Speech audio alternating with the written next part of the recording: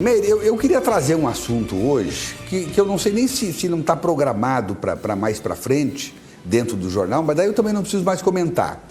Mas eu comentei esse fato hoje no Papo de Redação.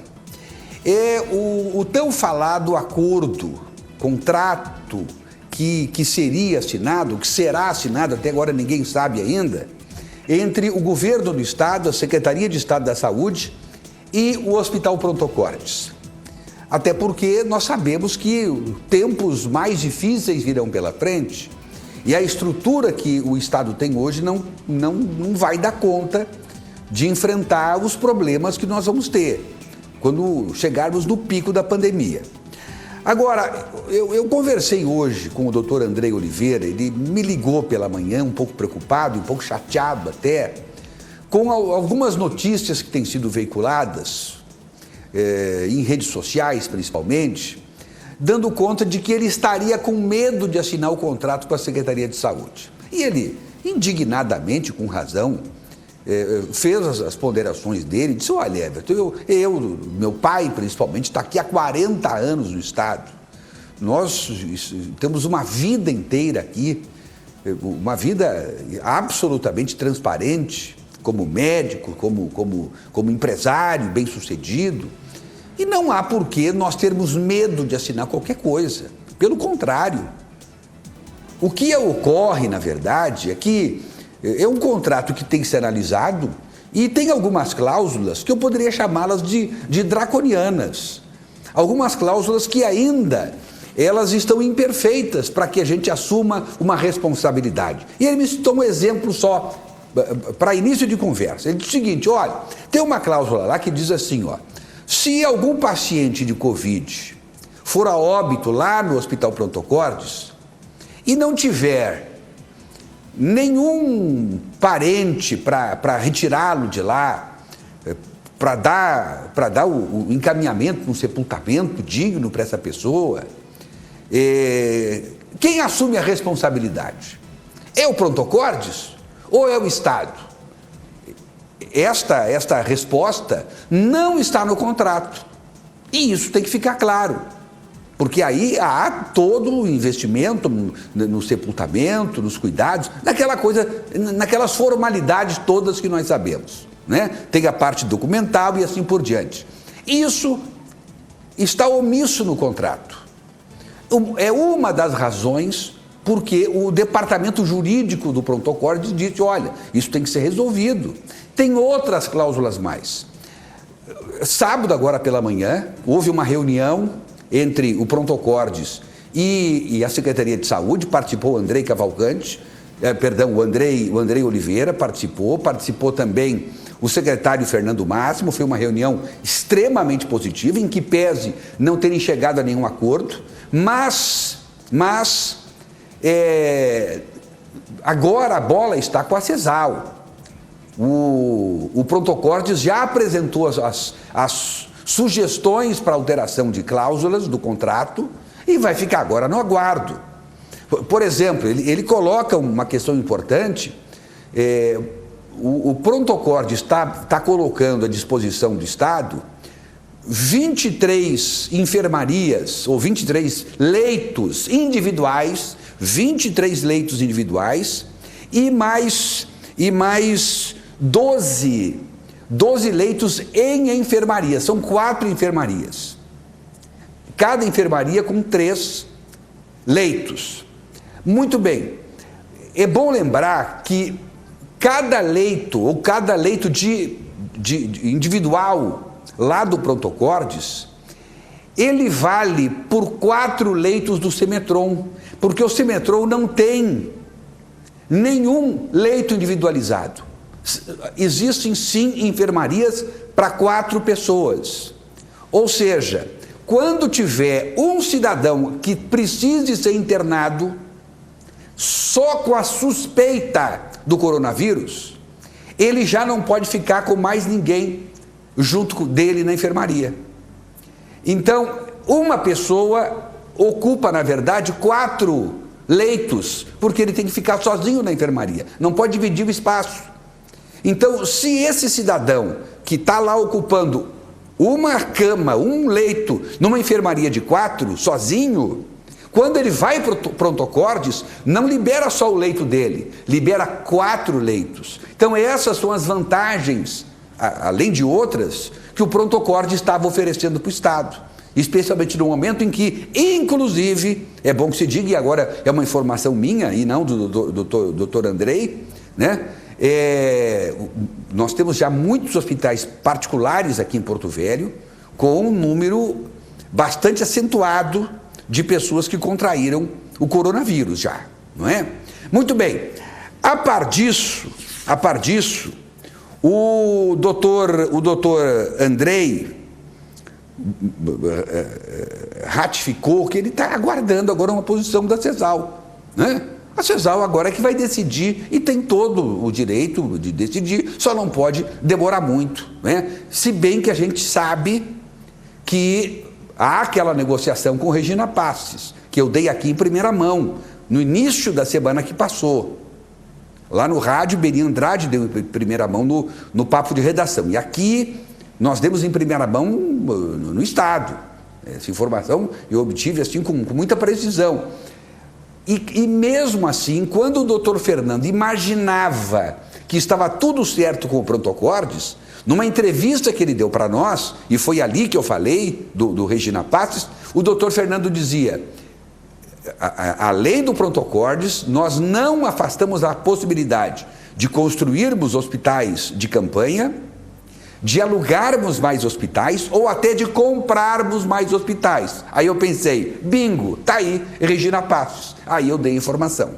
Bom, esse é um caso. Agora, nós temos o outro lado, que é um comentário que me fez hoje o presidente do Tribunal de Contas, o conselheiro Paulo Cury.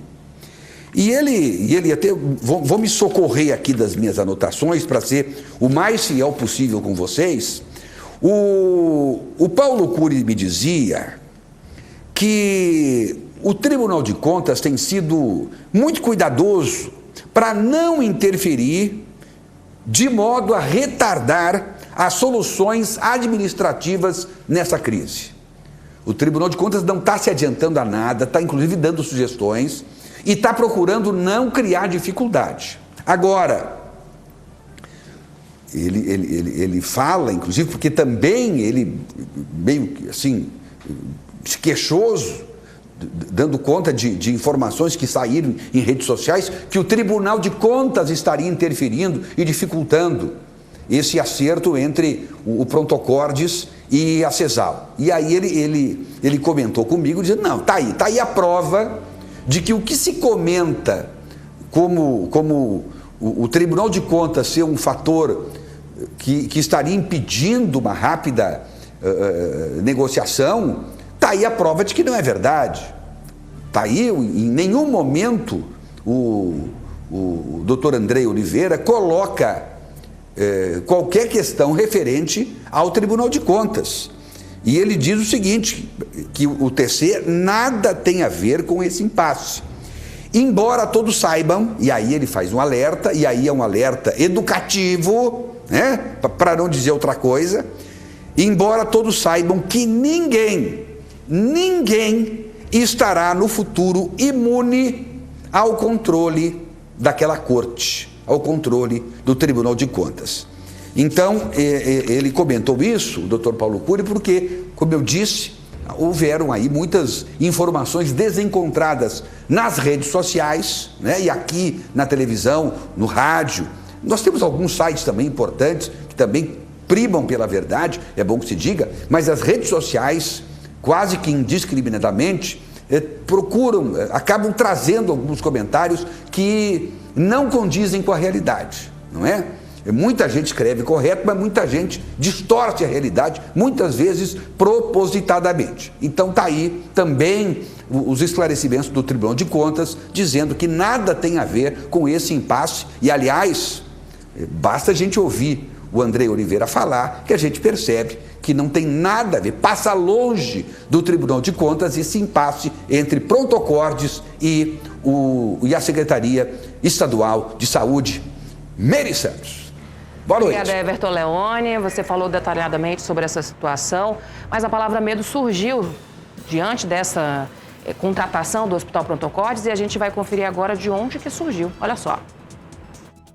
Durante a coletiva, Fernando Máximo disse que 220 profissionais que atuam no hospital de base foram afastados. O número de servidores infectados chegou a 49. 47 exames deram negativo para a doença e os trabalhadores já retornaram às suas atividades. Outros 105 aguardam o resultado. Na coletiva, ele confirmou a lotação do Semetron. O Hospital Semetron está praticamente lotado, os leitos todos tomados, porque tem essa questão dos pacientes suspeitos. Nós tivemos que fazer um contrato de emergência com o Hospital Santa Marcelina no fim de semana para atender 20 vagas disponíveis para atender pacientes do Semetron. Fernando Máximo comentou o vídeo de um paciente com a doença e que viralizou nas redes sociais, expondo as más condições dos leitos do Semetron. Quero mostrar aqui para as pessoas, amigos, a situação aqui do Hospital Semetron. Eu sou o Francisco, a qual estou com um vírus do coronavírus. Só para vocês terem uma ideia, o Hospital Semetron não tem mais condições de internar alguém. A situação da porta aqui, ó. Olha só. Esse hospital não tem mais condições de internar alguém. Está sendo essa situação assim. Aqui deu um pouquinho. Acabou o portal da porta do banheiro. Olhando aqui está a pia. Ele poderia escovar os nossos dentes aqui, não dá para fazer isso porque a pia está entupida. Aqui mais a outra caixinha, colocar sabonete em mim, você pode apertar que não tem nada. Aqui também, a caixa também de papel toalha não tem nada. A situação desse vaso aqui, olha só a situação desse vaso. Aqui o banheiro, a gente toma um banho. Eu vivo mais na conta, porque daqui a pouco eu tenho que tomar um banho, vou ter que ser obrigado a me submeter no banheiro desse aqui. Olha quanta bactéria tem nesse banheiro. Olha as paredes do banheiro como é que está. Olha a situação que chegamos aqui nesse hospital. Chão toda cheia de bactéria. Parede, olha a situação das paredes. Esse hospital não tem mais condições de receber paciente para buscar a sua saúde. Quem vem para cá, só a misericórdia de Deus para a pessoa sair daqui sarada em nome de Jesus. As condições realmente são precárias e agora haverá mudança. Um dos motivos nós termos lá atrás aventado a possibilidade da contratação do Pronto Acordes é exatamente as más condições do Hospital Semetron. O fato de ser pequeno, de ter poucos leitos, de já estar quase cheio. Hoje já está cheio. No dia não estava. A gente pensa sempre 2 semanas para frente. A gente não pensa no dia. Hoje eu não estou pensando hoje, segunda-feira, dia 4. Eu já estou pensando lá para o dia 20. O que vai acontecer? E é assim que a gente tem que agir, tem que se antecipar. Por isso aventamos a possibilidade de contratação do Pronto Acordes. E pelo fato de não ter acontecido isso, o hospital está lotado, essas coisas estão acontecendo, esses vídeos estão circulando. E nós tivemos que contratualizar, aumentar um contrato que a gente tinha com o Hospital Santa Marcelina de emergência no fim de semana, para que pudesse atender alguns pacientes nossos do Hospital Semetron. Já em relação à contratação do Hospital Pronto Acordes, ele disse que há muita especulação e que o proprietário do hospital está com receio de assinar o contrato de locação. Nós precisamos da contratação de algum hospital, aventamos o Pronto Acordes, foi o que ofereceu o menor preço, mas aí teve muita especulação, porque muita gente, infelizmente, não quer ajudar. Nós estamos na pandemia que muita gente poderia estar junto ajudando, mas tem uns que ficam só jogando pedra, criticando, falando mal. Muitos deles já se arrependeram, inclusive mensagem para mim do WhatsApp, se arrependeram. Poxa, perdão, falei besteira aquele dia. Precisa mesmo contratar. Mas agora o próprio dono do hospital está com medo, está com receio, né? Tá também, os preços cada dia vêm subindo das coisas. Nessa pandemia vocês podem observar que tudo vem aumentando de preço. Os preços que ele ofereceu aquele dia, ele já acha que não são mais suficientes. Tem receio por causa da repercussão que deu, de órgãos, repercussão de uma série de coisas. Então a gente não sabe se vai se concretizar esse contrato com o Pronto Acordes. Óbvio, não dá com ele, a gente vai tentar outras possibilidades, porque nós já tínhamos, antes de fechar o contrato com o Pronto Acordes, já tínhamos tudo isso desenhado e já tínhamos mais 2 planos próximos desenhados. Um deles a gente deve anunciar até quarta-feira. Muito bem. Everton Leone. Bom, primeira coisa, essa entrevista foi dada, eu acho que pela manhã, não foi? Eu gostaria que a Meire me confirmasse isso. Sim, Everton, por volta das 10 horas logo da manhã. depois dessa entrevista foi que o doutor Andrei Oliveira me ligou, refutando essa afirmação, o doutor Fernando Máximo, dizendo que a direção do pronto-socorro está com receio. Não está com receio de nada, é o que continua afirmando o doutor Andrei Oliveira. O hospital não tem receio nenhum. Eles apenas não estão concordando com cláusulas que são irrealizáveis do jeito que elas estão. É o que ele está dizendo. E claro que isso também não é culpa do doutor Fernando Máximo. Isso é a procuradoria que elabora esses contratos e, evidentemente, os gestores vão conversar e não chegam a algum acordo. Mas, enfim, outra situação é a do Semetron. Os vídeos estão circulando, é porque o Semetron está realmente em extinção, quer dizer, é impossível. Eu fiquei horrorizado, aliás, está todo mundo horrorizado com o estado do Semetron. E não vamos botar a responsabilidade também no governador Marcos Rocha ou no secretário Fernando Máximo. Esse Semetron aí tem 40 e tantos anos de vida, é lá dos anos 70, né? E recebeu de vez em quando alguma meia-sola. Eu sugiro que depois de passar essa pandemia aí, eu sugiro que vão lá e ponham fogo nesse hospital e construam um novo. Porque não é possível continuar a fazer mais reforma disso aí. Isso tá bem dentro daquilo que eu venho falando há anos aqui nesse espaço. O descaso que se tem com a saúde desse país. E quem tem que puxar à frente nisso também são especialmente o Ministério Público, que já poderia ter se indignado com a situação do Semetron antes dessa pandemia, o ano passado, o ano retrasado. Essa que é a verdade. Nós fizemos várias matérias do Semetron nesses tempos todos e temos falado. Lamentavelmente, morre gente, eu tenho dito aqui o tempo todo e ainda tenho falado, prego no deserto, lamentavelmente, mas o que nós temos que fazer com que nós não evitemos somente as mortes pelo coronavírus, mas podemos evitar muito mais mortes aqui nesse estado e aqui nesse país, mas é preciso também o Ministério Público, a Justiça saírem à frente e exigirem que os governos, e eu não estou falando de Rondônia não, estou falando do Brasil, tomem as providências, não só agora que a pandemia já se instalou, agora é tarde. Se eu tivesse havido a preocupação de mais gente, ou de todos, com a saúde que se presta à população desse país, não teríamos tantas e tantas mortes todos os anos como se tem.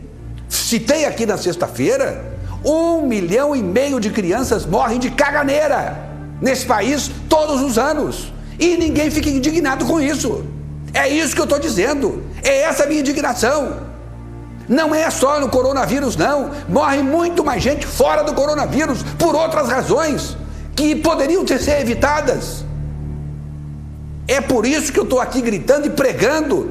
E espero que agora eu deixe de pregar no deserto e tenha plateia que fique tão indignada quanto eu para mudar esse estado de coisas. Nós temos 2 tipos de medicina nesse país, como sempre diz o doutor Iragalo: a medicina do rico e a medicina do pobre. Isso tem que parar, isso tem que deixar de existir. As pessoas vão nos postos de saúde, vão nas UPAs, procuram os hospitais públicos por um atendimento digno, atendimento que já pagaram através dos impostos, já pagaram pelo atendimento e não são atendidas. Quando são atendidas, são mal atendidas, e muitas morrem em razão disso. Não estou generalizando, é bom que se diga. Tem situações excelentes. O João Paulo salva vidas todos os dias, é bom que se diga. Mas uma morte que seja por semana, que não precisaria ter havido, é uma multidão de gente morrendo numa semana. É multidão. Então vamos parar com essa hipocrisia também e vamos começar a nos preocupar com a saúde desse povo permanentemente. Nós não temos que nos preocupar com a ausência de atitude do governante. Nós temos que ficar preocupados com a falta de atendimento ao povo, às pessoas que precisam. Talvez se a gente inverter o raciocínio, talvez as pessoas me entendam o que eu estou cansado de falar aqui, diante dessas câmeras e nesses microfones. Eu queria que alguns se constrangessem com o que eu estou dizendo. E agora aparecem como salvadores da pátria, como deveriam estar se fazendo isso que estão fazendo hoje, de 30, de 40 anos para cá, e não só agora.